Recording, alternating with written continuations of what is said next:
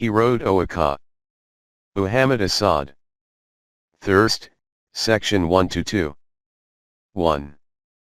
We ride, two men on two dromedaries, the sun flames over our heads, everything is shimmer and glimmer and swimming light.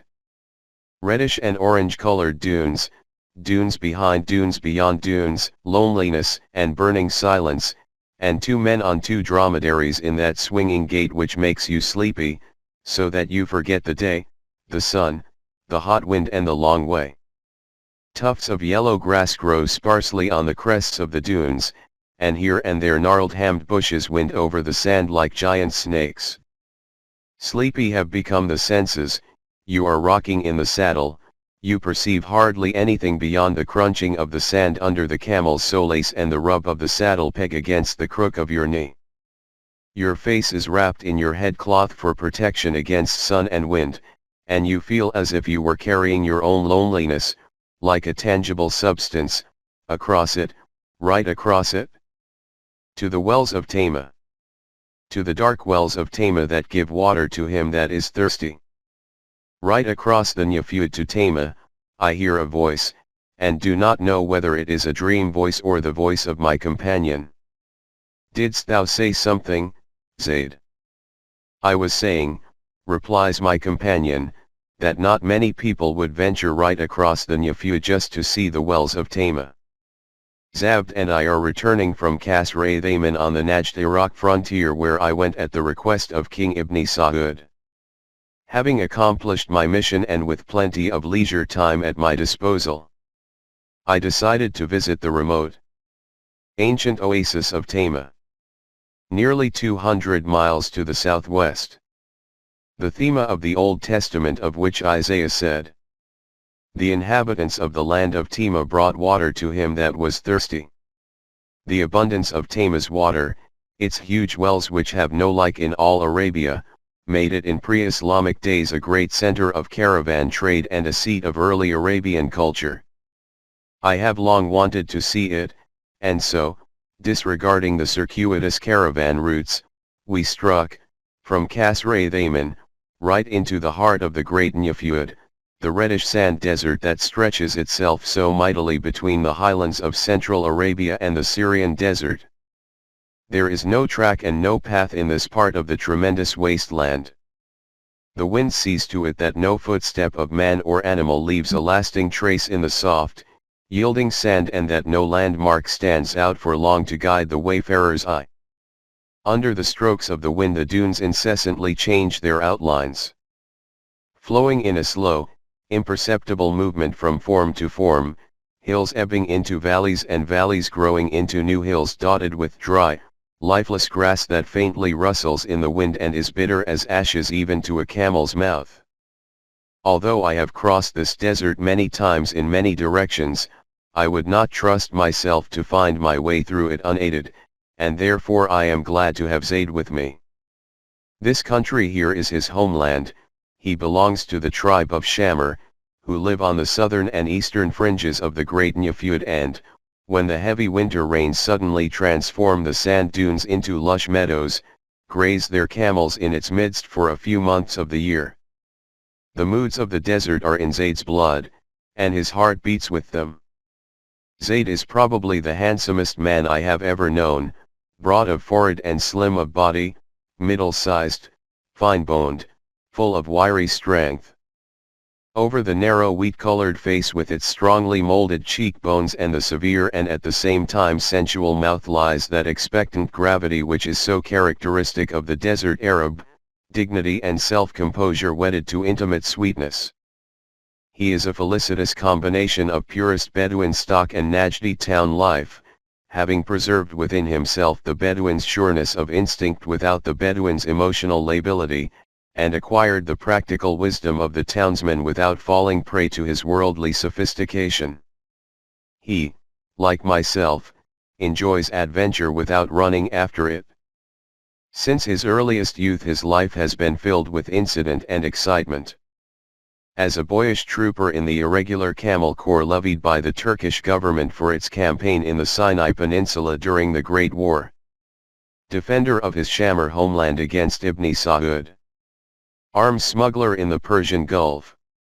Tempestuous lover of many women in many parts of the Arab world, all of them, of course, legitimately married to him at one time or another, and then as legitimately divorced, horse trader in Egypt, soldier of fortune in Iraq, and lastly, for nearly 5 years, my companion in Arabia. And now, in this late summer of 1932, we ride together, as so often in the past, winding our lonesome way between dunes, stopping at one or another of the widely spaced wells and resting at night under the stars. The eternal swish-swish of the animals' feet over the hot sand. Sometimes, during the march, Zaid's husky voice chanting in rhythm with the camel's tread. Night camps, cooking coffee and rice and occasional wild game, the cool sweep of the wind over our bodies as we lie at night on the sand, sunrise over sand dunes, red and violently bursting like fireworks, and sometimes, like today, the miracle of life awaking in a plant that has been watered by chance. We had stopped for our noon prayer. As I washed my hands, face, and feet from a water skin, a few drops spilled over a dried up tuft of grass at my feet, a miserable little plant, yellow and withered and lifeless under the harsh rays of the sun. But as the water trickled over it, a shiver went through the shriveled blades, and I saw how they slowly, tremblingly, unfolded. A few more drops, and the little blades moved and curled and then straightened themselves slowly, hesitantly, tremblingly. I held my breath as I poured more water over the grass tuft. It moved more quickly, more violently, as if some hidden force were pushing it out of its dream of death. Its blades, what a delight to behold! Contracted and expanded like the arms of a starfish. Seemingly overwhelmed by a shy but irrepressible delirium, a real little orgy of sensual joy, and thus life re-entered victoriously what a moment ago had been as dead, entered it visibly, passionately, overpowering and beyond understanding in its majesty. Life in its majesty. You always feel it in the desert. Because it is so difficult to keep and so hard, it is always like a gift, a treasure, and a surprise. For the desert is always surprising, even though you may have known it for years. Sometimes, when you think you can see it in all its rigidity and emptiness, it awakens from its dream, sends forth its breath, and tender, pale green grass stands suddenly where only yesterday there was nothing but sand and splintery pebbles. It sends forth its breath again, and a flock of small birds flutters through the air. From where? Where to? Slim-bodied, long-winged, emerald green, or a swarm of locusts rises up above the earth with a rush and a zoom, gray and grim and endless like a horde of hungry warriors. Life in its majesty, majesty of sparseness, always surprising. Herein lies the whole nameless scent of Arabia, of sand deserts like this one, and of the many other changing landscapes. Sometimes it is lava ground, black and jagged. Sometimes dunes without end.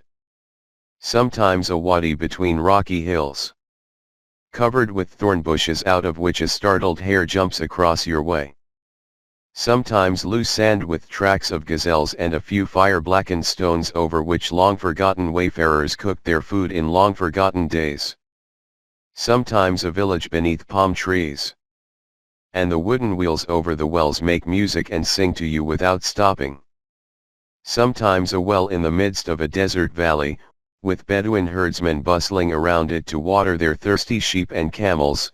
They chant in chorus while the water is drawn up in large leather buckets and poured with a rush into leather troughs to the delight of the excited animals.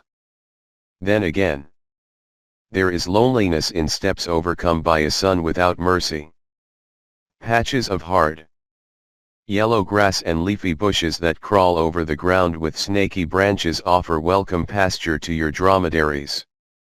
A solitary acacia tree spreads its branches wide against the steel blue sky, from between earth mounds and stones appears, eyes darting right and left, and then vanishes like a ghost, the gold-skinned lizard which, they say, never drinks water. In a hollow stand black tents of goat hair, a herd of camels is being driven homeward through the afternoon, the herdsmen ride on barebacked young camels, and when they call their animals the silence of the land sucks in their voices and swallows them without echo. Sometimes you see glimmering shadows far on the horizon, are they clouds?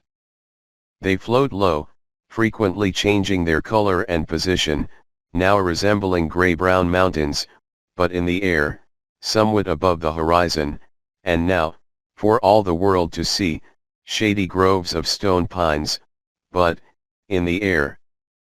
And when they come down lower and change into lakes and flowing rivers which quiveringly reflect the mountains and the trees in their inviting waters, you suddenly recognize them for what they are, blandishment of the jinns, the mirage that has so often led travelers to false hopes and so to perdition, and your hand goes involuntarily toward the waterskin at your saddle.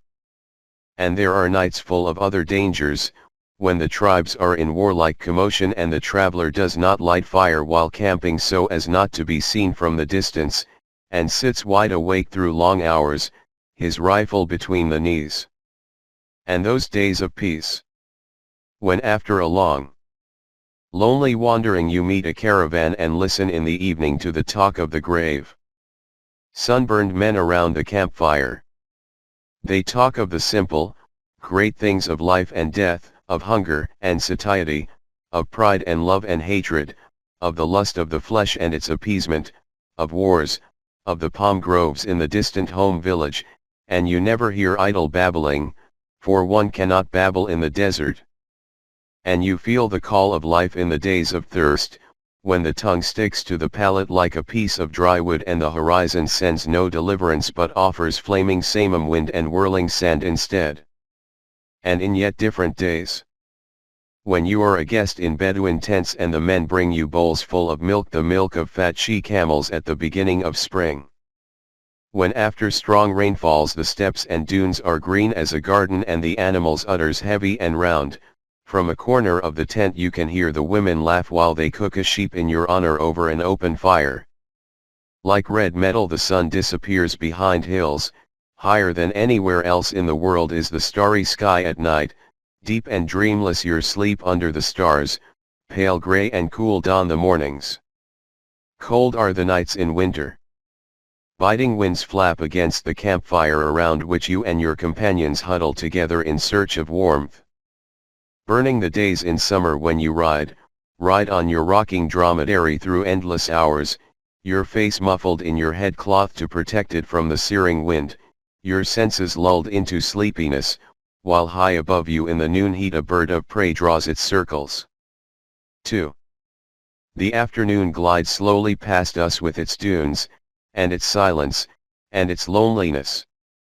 After a while, the loneliness is broken by a group of Bedouins who cross our path, 4 or 5 men and 2 women, mounted on dromedaries, with a beast of burden carrying a folded black tent, cooking pots and other utensils of nomad life, with a couple of children perched on top of it all. As they come upon us, they rein in their animals. Peace be with you. And we answer, and with you be peace and the grace of God. What is your destination, O wayfarers? Tama, Insha'Allah. And whence come you? From Kasra Thaman, brothers, I reply, and then there is silence. One of them, a gaunt, elderly man with a sharp face and a black, pointed beard, is obviously the leader. His glance also is black and pointed when passing over Zaid. It rests suspiciously on me. The stranger of light complexion who has so unexpectedly appeared from nowhere in this pathless wilderness, a stranger who says he is coming from the direction of British-held Iraq, and might well be, I can almost read sharp-faced thought, an infidel surreptitiously entering the land of the Arabs. The old man's hand plays, as if in perplexity, with the pommel of his saddle, while his people, now loosely grouped around us, obviously wait for him to speak. After a few moments, he seems to be unable to bear the silence any longer, and he asks me, "Of which Arabs art thou?" Meaning to what tribe or region I belong. But even before I am able to reply, his features light up in a sudden smile of recognition. "Oh, I know thee now. I have seen thee with Abdulaziz. But that was long ago, 4 long years ago."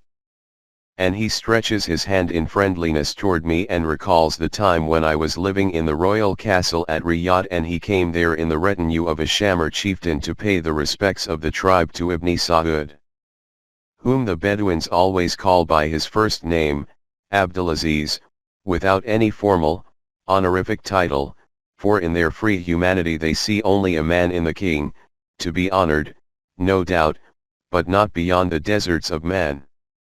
And so we go on for a while reminiscing, speaking of this man and that, exchanging anecdotes about Riyadh, in and around which up to 1,000 guests live daily off the king's bounty, receiving on departure presents that var, in accordance with each man's status, from a handful of silver coins or an abaya to the heavy purses of golden sovereigns, horses, or dromedaries which he frequently distributes among the chieftains. But the king's generosity is not so much a matter of the purse as of the heart. Perhaps more than anything else, it is his warmth of feeling that makes the people around him, not excepting myself, love him. In all my years in Arabia, Ibn Saud's friendship has lain like a warm shimmer over my life. He calls me his friend, although he is a king and I a mere journalist. And I call him my friend, not merely because throughout the years that I have lived in his realm he has shown me much friendliness, for that he shows to many men. I call him my friend because on occasion he opens his innermost thoughts to me as he opens his purse to so many others. I love to call him my friend, for, despite all his faults, and there are not a few of them, he is an exceedingly good man. Not just kind-hearted, for kindness of heart can sometimes be a cheap thing. As you would admiringly say of an old Damascene blade that it is a good weapon because it has all the qualities you could demand from a weapon of its kind, thus do I consider Ibn Saud a good man. He is rounded within himself and always follows his own path, and if he often errs in his actions, it is because he never tries to be anything but himself. My first meeting with King Abdulaziz ibn Saud took place at Mecca early in 1927, a few months after my conversion to Islam. The recent sudden death of my wife, who had accompanied me on this, my first, pilgrimage to Mecca, had made me bitter and unsocial. I was desperately striving to clamber out of darkness and utter desolation. Most of my time was spent in my lodgings. I had contact with only a few people, and for weeks I avoided even the customary courtesy call on the king. Then one day, while visiting one of Ibn Saud's foreign guests, it was, I remember, Haji Agus Salim of Indonesia, I was informed that by order of the king my name had been entered on his guest list. He seemed to have been apprised of the reason of my reserve and to accept it with silent understanding. And so, a guest who had never yet seen the face of his host, I moved into a beautiful house aft southern end of Mecca near the rocky gorge through which the way to Yemen passes. From the terrace I could see a large part of the city, the minarets of the great mosque, the thousands of white cubes of houses with roof balustrades of colored bricks, and the dead desert hills domed by skies that glared like liquid metal. Still, I might have gone on postponing my call on the king had it not been for a chance encounter with Amir Faisal, his second son, in a library under the arcades of the great mosque. It was pleasant to sit in that long, narrow room surrounded by old Arabic, Persian and Turkish folios. Its stillness and darkness filled me with peace. One day, however, the usual silence was broken by the swishing entry of a group of men preceded by armed bodyguards, it was Amir Faisal with his retinue passing through the library on his way to the Kaaba. He was tall and thin and of a dignity far beyond his 22 years and his beardless face. In spite of his youth, he had been given the important position of Viceroy of the Hijaz after his father's conquest of the country 2 years earlier. His elder brother, Crown Prince Saud, was Viceroy of Najd, while the king himself spent half the year in Mecca, the capital of the Hijaz, and the other half in the Najdi capital, Riyadh. The librarian, a young Meccan scholar with whom I had been friendly for some time, introduced me to the prince. He shook hands with me, and when I bowed to him, he lightly tipped my head back with his fingers and his face lit up in a warm smile. We people of Najd do not believe that man should bow before man, he should bow only before God in prayer. He seemed to be kind, dreamy and a little reserved and shy, an impression which was confirmed during the later years of our acquaintance. His air of nobility was not assumed, it seemed to glow from within. When we spoke to each other on that day in the library, I suddenly felt a strong desire to meet the father of this son. "The king would be happy to see thee," said Amir Faisal. "Why dost thou shun him?" And the next morning the Emir's secretary fetched me in an automobile and took me to the king's palace. We passed through the bazaar street of Al-Mala, slowly making our way through a noisy throng of camels, Bedouins and auctioneers selling all kinds of Bedouin wares, camel saddles, abayas, carpets, waterskins, silver-inlaid swords, tents and brass coffee pots, then through a wider, quieter, and more open road, and finally reached the huge house in which the king resided. Many saddled camels filled the open space before it, and a number of armed slaves and retainers lounged about the entrance stairway. I was made to wait in a spacious, pillared room whose floor was laid with inexpensive carpets. Broad, khaki-covered divans ran along the walls, and green leaves could be seen through the windows, the beginnings of a garden which was being grown with great difficulty out of the arid soil of Mecca. A black slave appeared. "The king invites thee." I entered a room like the one I had just left, except that it was rather smaller and lighter, one side opening fully onto the garden. Rich Persian carpets covered the floor. In a bay window overlooking the garden the king sat cross-legged on a divan, at his feet on the floor a secretary was taking dictation. When I entered, the king rose, extended both hands and said, "Ahlan wa sahlan, family and plain," which means, "You have now arrived within your family and may your foot tread on an easy plain," the most ancient and most gracious of Arabian expressions of welcome. For just a second I was able to gaze in wonderment at Ibn Saud's gigantic height. When, by then aware of the Najdi custom, I lightly kissed the tip of his nose and his forehead, I had to stand on my toes despite my 6 feet, while he had to bend his head downward. Then, with an apologetic gesture in the direction of the secretary, he sat down, pulling me to his side on the divan. "Just a minute, the letter is nearly finished."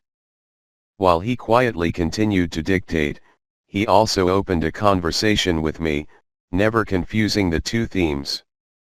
After a few formal sentences, I handed him a letter of introduction. He read it, which meant doing 3 things at once, and then, without interrupting his dictation or his inquiry after my welfare, called for coffee. By that time I had had an opportunity to observe him more closely. He was so well proportioned that his huge size, he must have been at least 6.5 feet, became apparent only when he stood. His face, framed in the traditional red and white checked kufiya and topped by a gold-threaded eagle, was strikingly virile. He wore his beard and mustache clipped short in Najdi fashion, his forehead was broad, his nose strong and aquiline, and his full mouth appeared at times almost feminine, but without being soft, in its sensual tenderness. While he spoke, his features were enlivened by unusual mobility, but in repose his face was somehow sad, as if withdrawn in inner loneliness. The deep setting of his eyes may have had something to do with this. The superb beauty of his face was slightly marred by the vague expression of his left eye, in which a white film was discernible. In later times I learned the story of this affliction, which most people unknowingly attributed to natural causes. In reality, however, it had occurred under tragic circumstances. Some years earlier, one of his wives, at the instigation of the rival dynasty of Ibn Rashid, had put poison into his incense vessel, a little brazier used at ceremonial gatherings in Najd, with the obvious intention of killing him. As usual, the brazier was handed first to the king before being passed around among his guests. On inhaling the first whiff, Ibn Saud immediately sensed that there was something wrong with the incense and dashed the vessel to the ground. His alertness saved his life, but not before his left eye had been affected and partially blinded. But instead of avenging himself on the faithless woman, as many another potentate in his position would surely have done, he forgave her, for he was convinced that she had been the victim of insuperable influences at the hands of her family, who were related to the house of Ibn Rashid. He merely divorced her and sent her back, richly endowed with gold and gifts, to her home at Hale. After that first meeting, the king sent for me almost daily. One morning I went to him with the intention of asking, without much hope of its being granted, permission to travel into the interior of the country, for Ibn Saud did not, as a rule, allow foreigners to visit Najd. Nevertheless, I was about to bring this matter up when suddenly the king shot a brief, sharp glance in my direction, a glance which seemed to penetrate to my unspoken thoughts, smiled, and said, "Wilt thou not, O Muhammad, come with us to Najd and stay for a few months at Riyadh?" I was dumbfounded, and so, obviously, were the other people present. Such a spontaneous invitation to a stranger was almost unheard of. He went on, "I would like thee to travel by motorcar with me next month." I took a deep breath and answered, "May God lengthen thy life, O Imam, but what use would that be to me? What good would it do me to whiz in 5 or 6 days from Mecca to Riyadh without having seen anything of thy country beyond the desert, some sand dunes and perhaps, somewhere on the horizon, people like shadows? If thou hast no objection, a dromedary would suit me better, O long of age, than all thy cars together." Ibn Saud laughed, "Art thou thus tempted to look into the eyes of my Bedouins? I must warn thee beforehand, they are backward people, and my Najd is a desert land without charms, and the camel saddle will be hard and the food dreary on the journey, nothing but rice and dates and occasionally meat. But so be it. If thou hast set thy heart on it, thou shalt ride. And, after all, it may well be that thou wilt not regret having come to know my people. They are poor, they know nothing and are nothing, but their hearts are full of good faith." And some weeks later, equipped by the king with dromedaries, provisions, a tent, and a guide, I set out by a roundabout route to Riyadh, which I reached after 2 months. That was my first journey into the interior of Arabia, the first of many, for the few months of which the king had spoken grew into years. How easily they grew into years! Spent not only in Riyadh but in almost every part of Arabia. And the saddle is hard no longer. May God lengthen the life of Abdulaziz, says Sharpface. He loves the Badu and the Badu love him. And why should they not? I ask myself. The king's open-handedness toward the Bedouins of Najd has become a standing feature of his administration. Not a very admirable feature. Perhaps. For the regular gifts of money which Ibn Saud distributes among the tribal chieftains and their followers have made them so dependent on his largesse that they are beginning to lose all incentive to improve their living conditions by their own endeavors and are gradually lapsing into the status of dole receivers, content to remain ignorant and indolent. Throughout my conversation with Sharpface, Zaid seems impatient. While he talks with one of the men, his eyes frequently rest on me, as if to remind me that there is a long way before us and that reminiscences and reflections do not quicken the camel's pace. We part. The Shamir Bedouins ride away toward the east and soon disappear behind dunes. From where we stand, we can hear one of them intone a nomad chant, such as a camel rider sings to spur his beast and to break the monotony of his ride, and as Zaid and I resume our westward course toward far-off Tama, the melody gradually fades away, and silence returns.